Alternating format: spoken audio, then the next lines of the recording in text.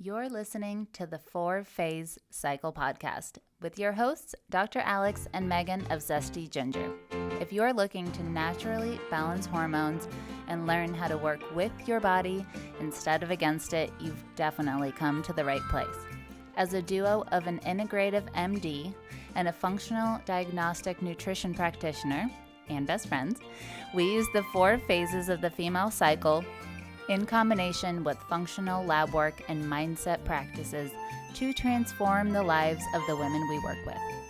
We also have a whole lot of fun along the way. If you're new around here, it's best to start with season 1 before jumping around and plan to roll up your sleeves.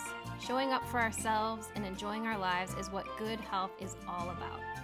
Just a quick reminder though, this information is not intended to diagnose, manage, or treat disease. Always consult with your doctor before making changes. Hello, good morning, good afternoon, good evening, wherever you are in the world. Alex here with you for a podcast episode. Thank you so much for joining me.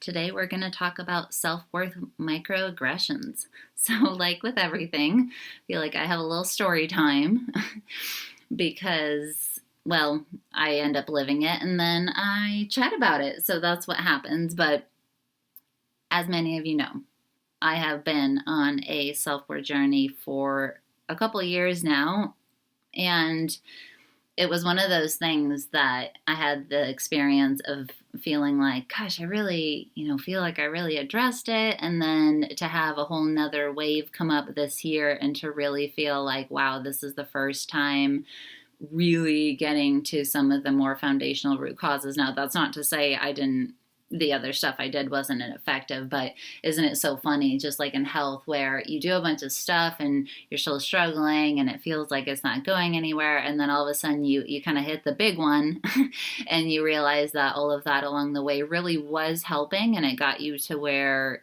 essentially it opened up the path, right? And so that's what happened to me. I, at first, just like everyone else, was a little irked by this, and I was going through the self-pity party of, why me? I've already worked on my self-worth. Why is this coming up again? What's wrong with me? Blah, blah, blah. But ultimately, what it all came down to was saying, okay, that's, this is something that my own internal sense and my system is encouraging me to keep working on, and therefore that's what I'm going to do because I want the outcomes that I am looking for and am committed to, and therefore I'm going to do anything and everything it takes to get there, including addressing something that I already thought I addressed. But here we are.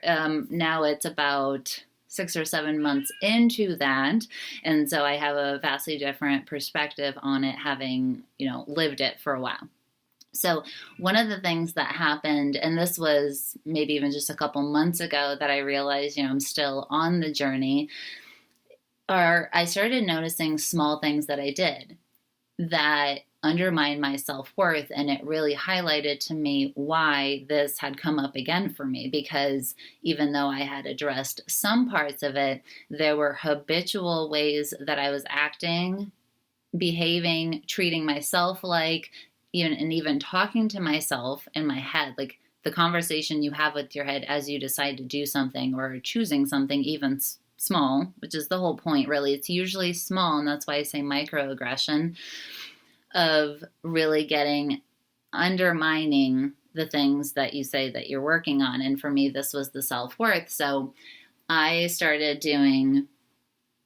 kind of habitualizing doing nice things for myself. And that's so common, right? We say, I want to habitualize exercising, and off we go buying workout clothes, all of that. So this was my thing. Now I was also working internally, but of course we're humans and it's fun to take action, and most of us like it. And so I thought, let me, plan within my week things that I'll do for myself. And one of the things that I said that I was going to do is that I really like taking baths, and I really, really like making them super luxurious seeming, even though my bathtub is far from fancy. It's not like one of those pictures that you see that's like nice and it's a gorgeous view and all of that. It's just my green linoleum tile bathroom. However, I like making them super fancy. I basically turn my tub into like a big tea. I put myself in it.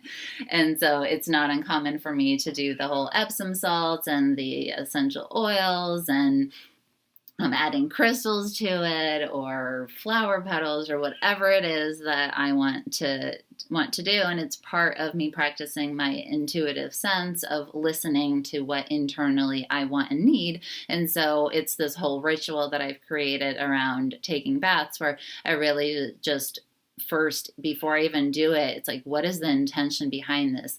Am I needing restoration? Am I needing release? Am I needing kind of bolstering up and feeling like I'm supported? And then as I tune into that, then I say, what fun things can I create around this whole ritual of taking a bath that mirrors that and allows me to show myself externally, not just in my own head, of how I will always show up for myself.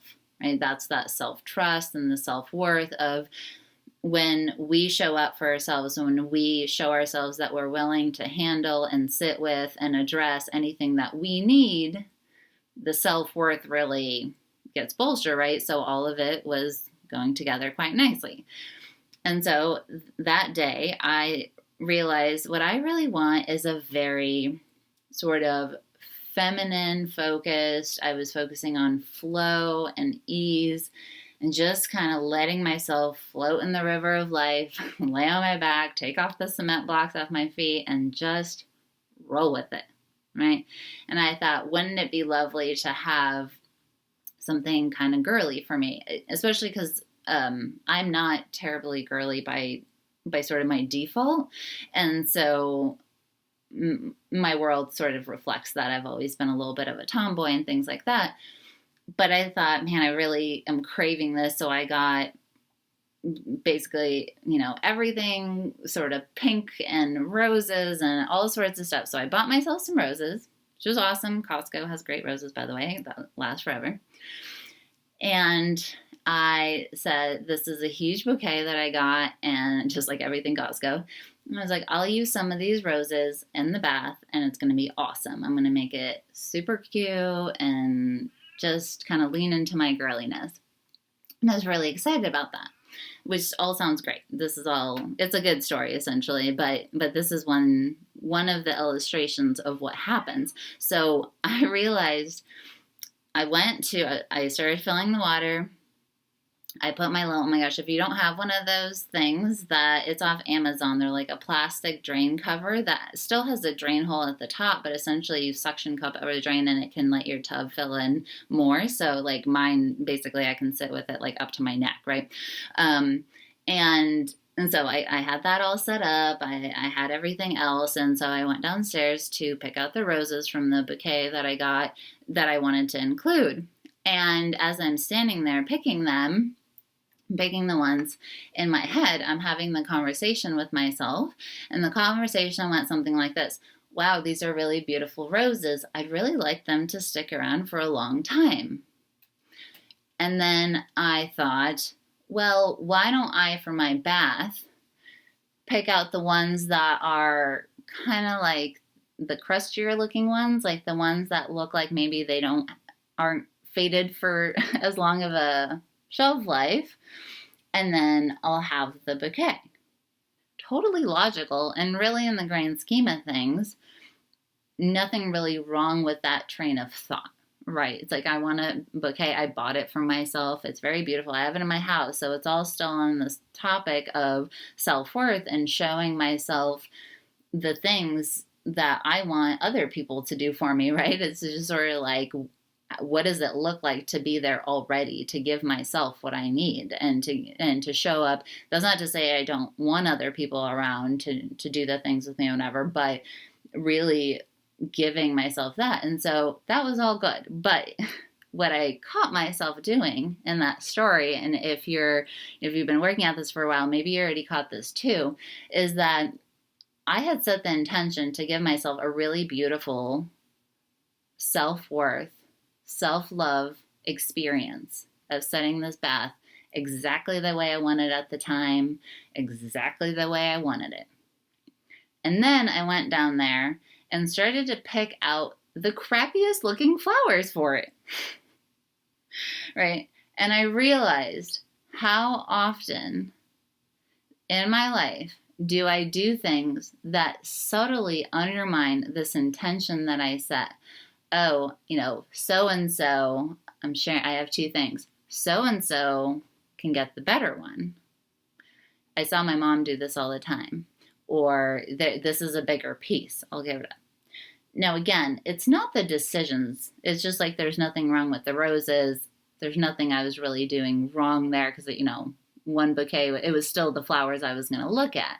The same way that there's nothing wrong with being loving someone or giving your partner or your kid the bigger piece of something because they love it. There's nothing wrong with that. But the question is, how habitually and from what energy at the core of that are we doing that with? So mine was rooted in, I'll leave for our living room the nice stuff, and for me, I'll take the crunchy stuff. And that was the intention behind it, and it was at odds with what I was consciously saying I was doing. That's the whole thing. It's not that anyone else could tell me it was wrong, but I knew it. I knew I was shortchanging myself. And so then I started looking and I realized I did it all the time. I need to answer this email and I also need to eat lunch. Well, let me answer the email first and I can wait for lunch.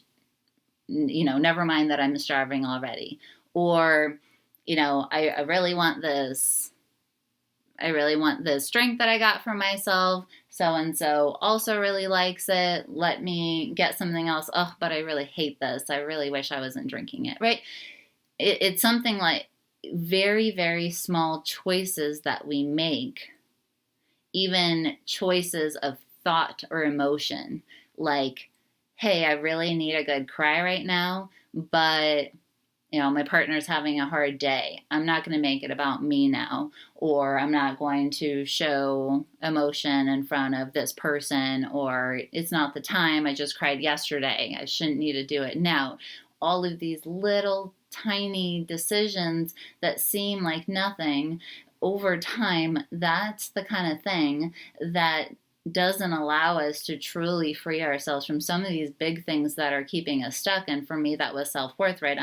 I told you in the beginning, I cried at the idea that I'd have to work on self-worth more because I was like, gosh darn it, I've been doing this for years. Why am I not there yet? And I realized, again, months into this new round of it, that I was still making those decisions from that place, and those small things absolutely did end up.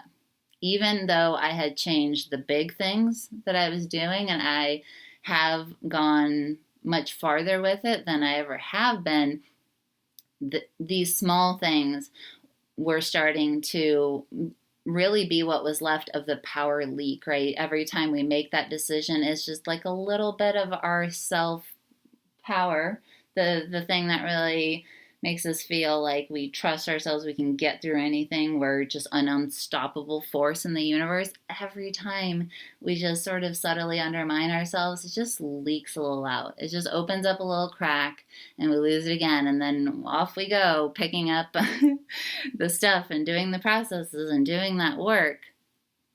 But my invitation here for you is to look at, where do these small little things come up then? What does it look like in your life, for whether it's self-worth or a different topic? Where does it happen?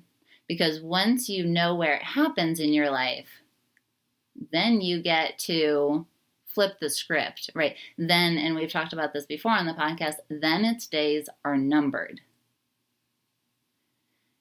And that, my friends, is a super freeing thought, because once you diagnose, essentially, right? This was for me, I knew what was left here, why it came up again, were these small things. It wasn't more baths. It was small choices along the way. That other stuff I had down, and I'm doing great on it, and I'm proud of that. I will continue doing those things. This is where my work is now. And luckily, because I saw it, and I've been doing things differently and treating myself differently and talking to myself differently. And man, does that add up. Let me tell you, this whole self-worth people are talking about is the real deal. So if this is not something that you have thought about before, I strongly recommend, not for me, but just for your own life enjoyment, to get to that place. It's very freeing. But even if it's not on the topic of self-worth, what do these small undermining kind of microaggressions against yourself look like for you? Where do they come up? And what are you going to do differently next time? These are the questions I want you to think about. All right, thanks so much for stopping by, and I'll talk to you next time. Thanks for coming out to hang with us on the podcast. It is our goal to transform the way women are treated in healthcare. And we need your help. We need your help to get the word out. We have a lofty goal of 1 million downloads. And we know that as this podcast grows, we're going to be able to reach more women, get more amazing speakers for you, and bring the most cutting-edge information. If you found these podcasts helpful, please take a moment to text 5 women you know the link to the series. We appreciate your help so much. Can't wait to see you next time.